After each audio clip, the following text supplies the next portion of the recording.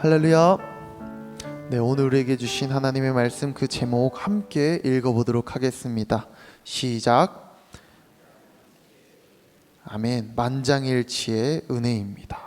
만장일치라는 뜻은 모두가 한 마음 한 뜻이 되어 결정되는 것을 이야기합니다.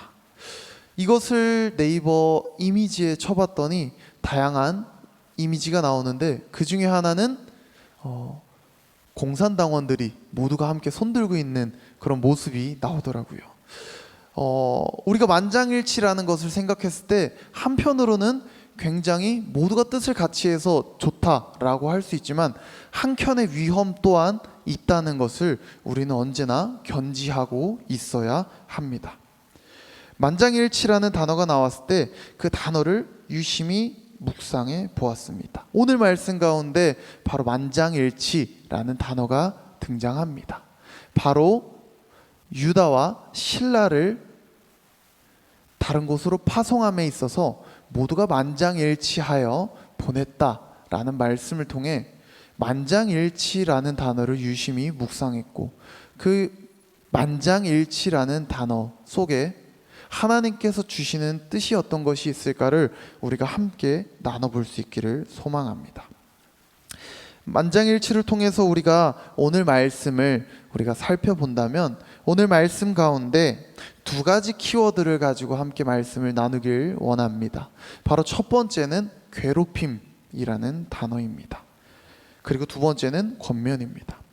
첫 번째로 24절에 안디옥과 수리아와 길리기아에 있는 형제들을 괴롭게 하는 사람들이 있었다라고 이야기가 나오고 있습니다. 바로 외부의 핍박 또는 로마로부터의 압박 또는 이방인들을 돕지 않는 유대인들로부터의 압박이 아닌 교회 안에서 일어나는 괴롭힘이 존재하고 있었다는 것입니다. 그 괴롭힘으로 인해서 유다와 실라가 바울과 바나바와 함께 전도 여행을 떠나게 되었다는 것입니다. 여기서 우리가 알아야 할 것은 괴롭힘이라는 것이 이 사도들에게 이루어진 것이 아니라 교회 안에서 이루어지고 있는 일이라는 것을 우리가 기억해야 하겠습니다. 괴롭힘을 당하는 자들에게 파송해서 그곳의 분쟁을 막는 일을 하는 것이 유다와 실라였습니다. 우리가 말씀을 통해 깨달아야 할 것은 우리가 언제나 이곳 가운데 함께 예배하며 함께 기도하며 세상을 향해서 나가자라고 할 때 영적 전쟁은 외부와의 전쟁이라고 생각할 수 있겠지만 우리가 놓치지 말아야 할 것은 교회 안에서도 계속해서 영적 전쟁이 일어난다는 것을 우리는 기억할 수 있어야 하겠습니다. 성도와 성도가 또는 어떠한 집단과 집단이 교회 안에서도 서로가 신경전을 벌이고 서로가 서로의 이해관계를 따져가면서 교회 생활을 할 수도 있다라는 것입니다. 그렇게 24절 초반에 우리 가운데서 우리의 지시도 없이를 교회 안에서 분쟁과 괴롭힘이 있다는 것, 말씀에서는 괴롭히는 그들이 합당하지 못함을 분명히 보여주고 있습니다. 지시를 이행하지 않았다는 것, 이것을 통해 우리가 알 수 있는 것은 하나님의 나라 교회 공동체는 순서가 있고 질서가 있고 또 지시가 있고 그렇기에 우리는 그것을 따르면서 함께 공동체로서 살아가야 한다는 것입니다. 하지만 오늘 말씀 가운데 등장하는 내용은 괴롭힘이 있다라는 것은 사도들이 그것을 명했던 것이 아니라 그들은 자기들 스스로 다른 기독교인들을 보며 다른 크리스찬들을 보며 그들을 괴롭히고 있었다는 것을 우리는 말씀을 통해 확인할 수 있습니다. 교회 안이라는 것은 예수 그리스도께서 주인 되시고 머리 되시기 때문에 우리의 뜻과 우리의 생각과 우리의 마음대로가 아닌 오직 예수 그리스도의 마음과 뜻과 그 계획을 알아가고 닮아가기에 힘쓰는 공동체가 되어야 하지만 그렇게 하지 못하고 있는, 한편으로 보면은 아픔이 있는 교회 가운데 사도들을 파송했다는 것, 우리가 그것을 기억할 수 있어야겠습니다. 이것을 통해 우리의 모습을 점검해야 합니다. 나의 교회 안에서 말의 습관과 행동이 누군가를 괴롭히고 있지는 않은지, 또 더 나아가서 누군가에게 직접적인 해를 가하지 않더라도 이미 내 마음 가운데 누군가를 선긋고 누군가를 정죄하는 마음, 비판하고 있는 마음만 있다 하더라도 우리는 그것을 놓고 기도할 수 있어야 하겠습니다. 우리가 마음 가운데 품고 있는 그것들이 언젠가는 결국 드러나는 것이고, 또 이미 내 마음 안에 정죄하는 마음, 비판하는 마음이 들어왔다는 것은 사단이 우리의 마음을 조종하려는 것이라는 것을 우리가 깨닫고 다시 한번 기도와 말씀으로 우리가 먼저 하나님 앞에 다시 바르게 서야 한다는 것을 우리는 오늘 말씀을 통해 깨달을 수 있습니다. 만약 방금 제가 말했던 것에 있어서 걸림이 없고 어떠한 반응도 없다 한다 하더라면 그것으로 인해 안도하지 않으시길 바랍니다. 이미 내 마음이 너무나 굳어져서, 내 마음이 너무나 딱딱해져서 이 말씀조차 나를 치지 못하고 있는 것은 아닌가 돌아보며 오늘 우리가 이 말씀 이후에 기도할 때 내 안에 있는 다른 누군가를 괴롭히는 마음이 있다면 하나님 깨닫게 해주시고 성령님 알게 해주셔서 다시 한번 돌이키고 다시 한번 내 마음 가운데 새살이 돋아나게 해달라고 기도할 수 있기를 소망합니다. 네, 그렇게 우리는 첫 번째로 괴롭힘이라는 키워드에 대해서 함께 나누었으면, 두 번째로는 바로 권면이라는 단어를 우리가 볼 수 있습니다. 오늘 말씀 가운데 32절에는 유다와 실라도 선지자라 여러 말로 형제를 권면하여 굳게 하고 라는 말씀이 있습니다. 괴롭힘과 권면, 그 두 가지의 유사성은 상대방을 힘들게 한다는 것입니다. 괴롭힘도 결국에는 상대방을 어렵게 하는 것이고, 권면이라는 것도 결국에 상대방의 옳지 못한 행동에 대해서 이야기를 해주고 조언을 해주고 권면을 해주는 것입니다. 그러나 우리는 이 두 가지를 잘 분별할 수 있어야겠습니다. 이것을 다른 비유를 통해 이야기해 보자면은, 우리는 신앙생활하는 가운데 시험이 찾아온다라고 하기도 하고 유혹이 찾아온다라고도 합니다. 그러나 중요한 것은 한 가지 사건을 통해서 시험이다, 유혹이다 라는 것을 우리는 분별할 수 있어야겠습니다. 시험이라는 것은 하나님께서 허락하신, 우리가 영적으로 더욱 성장해야 할 때 우리에게 주시는 것이고, 유혹이라는 것은 사단 마귀가 우리를 넘어뜨리려고 우리에게 주는 것이라는 것을 우리는 기억할 수 있어야겠습니다. 하지만 시험과 유혹을 우리는 분리하기보다 한 가지를 통해서 우리는 그것이 동일하지만 그 시험과 유혹의 목적이 다르다는 것을 우리 분별할 수 있어야겠습니다. 시험이라는 것을 통해서 우리는 더욱더 우리의 신앙이 성장함을, 그러나 유혹이라는 것은 사단 마귀가 우리를 계속해서 넘어뜨리고 하나님께로 가까이 가지 못하게 한다라는 것. 한 가지 사건을 통해서 양쪽으로 나뉘어지는 것을 우리가 기억할 수 있어야겠습니다.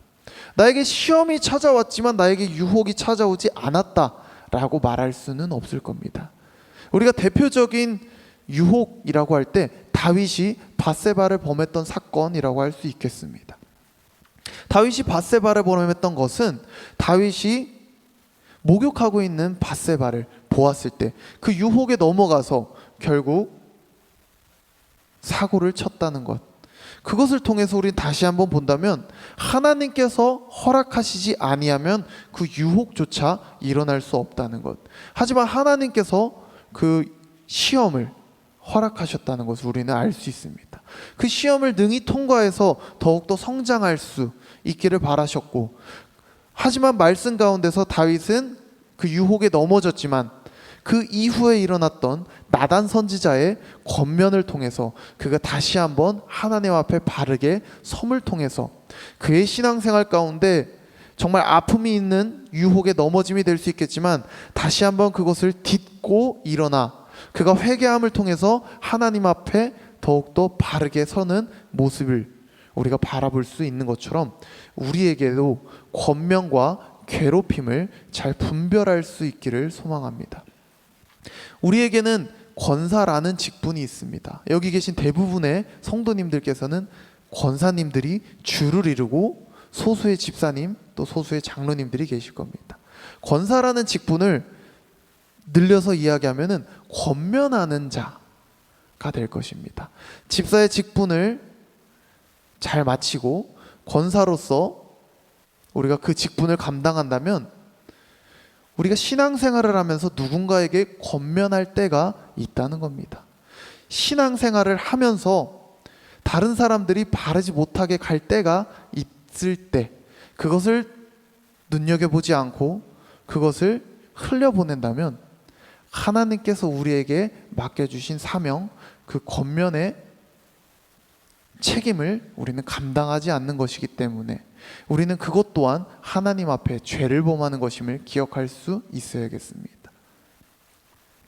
그러나 우리가 여기서 조심해야 할 것은 내가 권면의 직분을 가졌다고 해서 보이는 족족이 계속해서 권면해 나간다면 이 교회가 어떻게 잘 돌아갈 수 있을지는 모르겠습니다. 그렇기 때문에 권면을 함에 있어서는 우리가 기도와 언제나 분별의 마음을 구하면서 할 수 있어야겠습니다. 저도 사실 권면하는 것을 굉장히 좋아하지 않습니다. 그게 누군가에게 괴롭힘이 될 수도 있을 것 같고 그것이 다른 누군가에게 아픔이 될 수 있을 것 같기 때문에 최대한 하지 않으려고 합니다. 허나 해야 할 때는 정확하게 합니다. 특히나 지난 주일에 한 가지 일이 있었는데 그것은 다름이 아니라 우리 청년 교사 중 한 명이 잘못된 모습을 보여주어서 그 모습에 대해서 따끔하게 이야기를 한 적이 있습니다. 모든 마음 가운데에는 언제나 지지하고 응원하고 격려하지만 잘못된 모습이 있다 하면은 그것은 분명하게 따끔하게 얘기해 줄 수 있어야 한다는 것입니다. 만약 권면해야 할 때를 놓친다면은 그는 점점 더 신앙과 멀어질 수 있고 하나님으로부터 멀리 떨어질 수도 있기 때문에 우리는 권면을 해야 할 때 정확하게 권면할 수 있는 실력을 갖춰야 한다는 것입니다. 오늘 말씀 가운데 권면이 등장한 이유는 분명한 것은 유다와 실라가 파송된 그곳 가운데서 괴롭힘이 있었지만 그 사도들은 분명하게 그들에게 권면을 하고 있다는 것입니다. 오늘 말씀 29절에 이렇게 나옵니다. 우상의 제물과 피와 목매어 죽인 것과 음행을 멀리 할지니라. 이에 스스로 상가면 잘 되리라. 평안함을 원하노라 하였더라.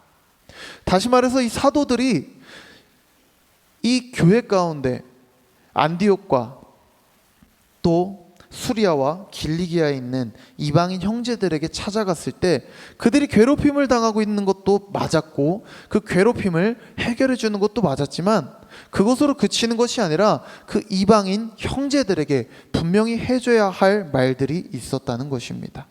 그들은 우상의 제물을 섬기고 있었고 또 피와 목매어 죽인 것, 음행을 하고 있었기 때문에 그들에게 권면을 하고 있었다는 것입니다. 권면을 하지 않고 그들을 그대로 방치했다면, 괴롭힘으로부터만 그들을 해결해 주었다면 그들은 괴롭힘으로 인해 더 이상 힘들어하진 않았겠지만 자신들의 뜻대로 자신들의 생각대로 이전의 것들을 계속해서 붙잡으면서 신앙생활을 함을 통해 그것은 선한 영향력을 끼치는 것이 아니라 계속해서 악하게 그들의 모습을 간직할 수 있었기 때문에 오늘 말씀 가운데 사도들이 그곳 가운데 파송된 이유는 첫 번째는 괴롭힘을 해결해 주는 것이었고 두 번째는 바로 권면을 해주기 위해서였다는 것을 우리는 확인할 수 있겠습니다. 이 두 가지를 우리가 정확히 붙잡고 갈 수 있기를 소망합니다. 우리가 교회 생활을 하고 교회 공동체로서 살아갈 때 누군가 괴롭힘을 당한다고 하면 또는 내가 누군가를 괴롭히고 있진 않은지 그것을 먼저 돌아보고 또 두 번째로는 누군가에게 권면을 해줘야 할 때는 명확하게 정확하게 성령의 인도하심을 따라서 권면해 줄 수 있어야 한다는 것을 우리가 붙잡고 나아갈 수 있기를 소망합니다. 우리가 다시 한번 오늘 설교 제목을 꺼내보길 소망합니다. 바로 만장일치의 은혜입니다. 제가 서두에 이야기했던 것처럼 만장일치가 사람들의 생각과 사람들의 뜻으로만 이루어졌다면 그것은 너무나도 위험할 수 있다는 것입니다.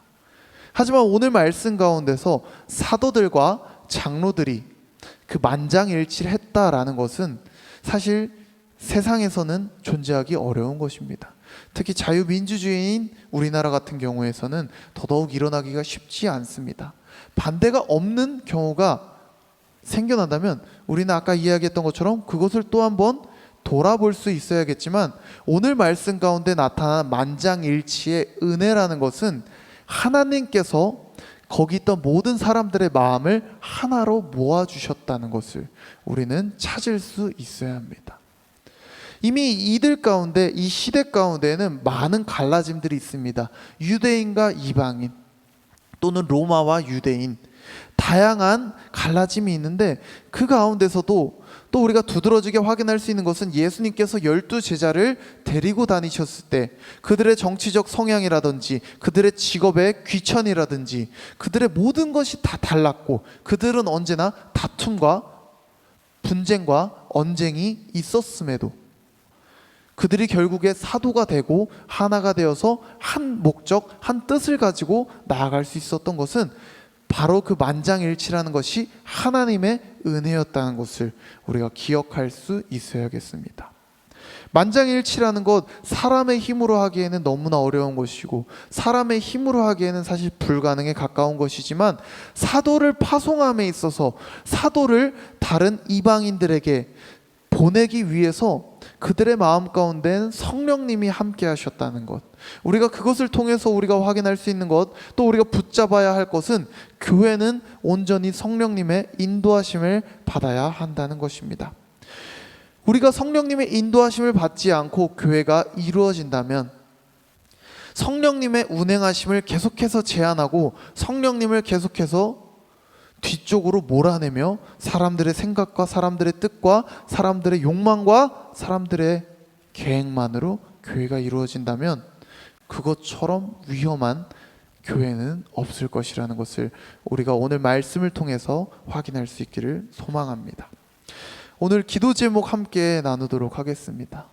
제가 말씀을 나눌 때에는 우리가 괴롭히고 있진 않은지, 또는 우리가 권면을 하지 않고 있진 않은지에 대해서 나눴다면, 오늘의 기도 제목은 거꾸로 내가 누군가에게 괴롭힘을 받고 있진 않은지, 또는 내가 누군가에게로부터 권면을 받아야 함에도 그것을 거부하고 있진 않은지, 그것으로 인해 힘들어하고 있지 않은지 우리가 그것을 잘 점검하고 분별하며 나아갈 수 있길 소망합니다. 기도 제목 3가지 함께 읽겠습니다. 첫 번째입니다. 누군가 나를 힘들게 하고 어렵게 하더라도 끝까지 믿음을 지킬 수 있게 하소서.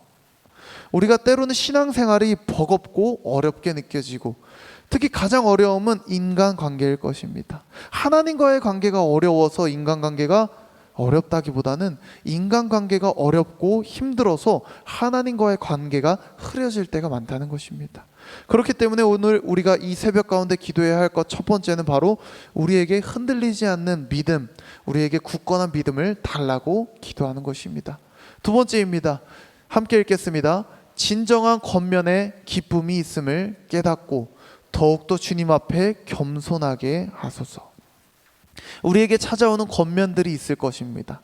그것이 때로는 마치 잔소리처럼 들리고, 내가 신앙생활함에 있어서 내가 누구보다 잘하고 누구보다 열심을 내고 누구보다 최선을 다하는데 왜 나에게 이런 잔소리를 하는 것인가 라고 생각하지 않도록 우리에게 겸손한 마음을 구하여 달라고 하나님께 기도할 수 있기를 소망합니다. 우리 마지막으로 3번째 기도 제목 함께 읽어보도록 하겠습니다. 내 삶에 찾아오는 평안은 예수 그리스도께서 주시는 보혈의 능력임을 고백하게 하소서. 오늘의 말씀의 핵심입니다. 우리가 괴롭힘을 당하거나 괴롭힘이 있을 때, 또 우리가 누군가에게 권면하거나 권면을 받아야 할 때 우리가 놓치지 말아야 할 것은, 우리가 살아가는, 우리가 교회로서 움직이는 가장 주된 목적, 또 가장 귀한 원동력은 바로 예수 그리스도께서 우리를 위해 십자가에 대신 달리셨다는 것. 그것을 놓치지 않길 바랍니다. 예수 그리스도의 보혈로서 우리가 구원을 받고 그 은혜에 감격하여 교회 생활을 한다는 것, 신앙 생활을 한다는 것을 놓치지 않으시길 바랍니다. 기도하겠습니다.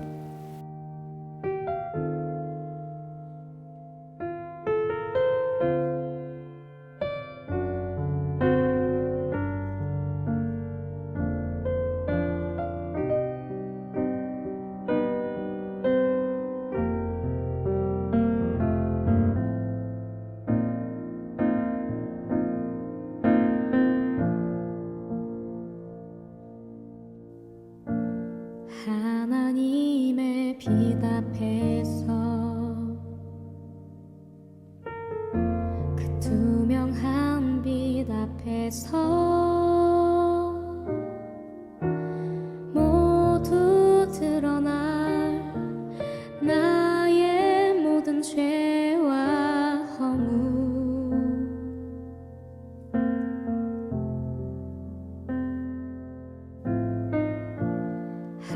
하나님의 빛 속에서 그 따뜻한 빛 속에서 모두 고쳐진 나의 모든 죄와 상처 그의 빛 속에서 드러내어진